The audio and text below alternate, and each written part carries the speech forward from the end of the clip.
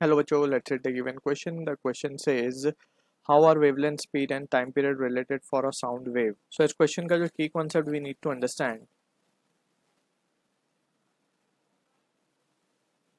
is the concept of general characteristic of sound wave.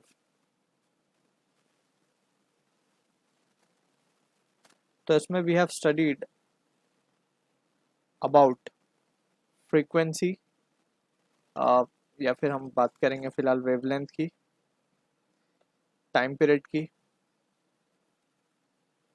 and we will talk about speed.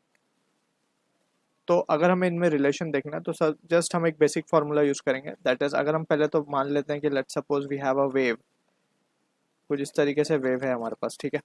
Basically ये although हमने transverse wave बनाई है, हमें पता है कि अगर हम लॉन्गिट्यूडनल वेव की बात करें तो वी हैव, जैसे यहाँ पे क्रेस्ट और ट्रफ है वैसे यहाँ पे कंप्रेशन रेयरफेक्शन है, राइट। इस तरीके से ये हमारा कंप्रेशन, ये रेयरफेक्शन, ठीक है। अब distance between two consecutive compression की जब हम बात करते हैं so it is corresponding to one wavelength. यहाँ पे हम फिलहाल इस वेव को दिखाएंगे तो ये एक वेवलेंथ है कंप्लीट वेव की, ठीक है।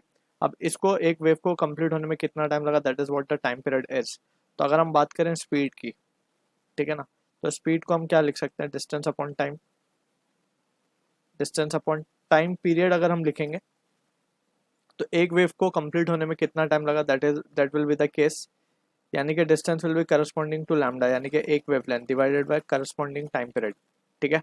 अब यहाँ पे वी कैन सी क्लियरली, हमें रिलेशन पूछा था वेवलेंथ में, टाइम पीरियड में and speed of sound wave, यानी कि v is equals to lambda by t. So this is the relation that has been asked in the question. So I hope you understood the solution. All the best.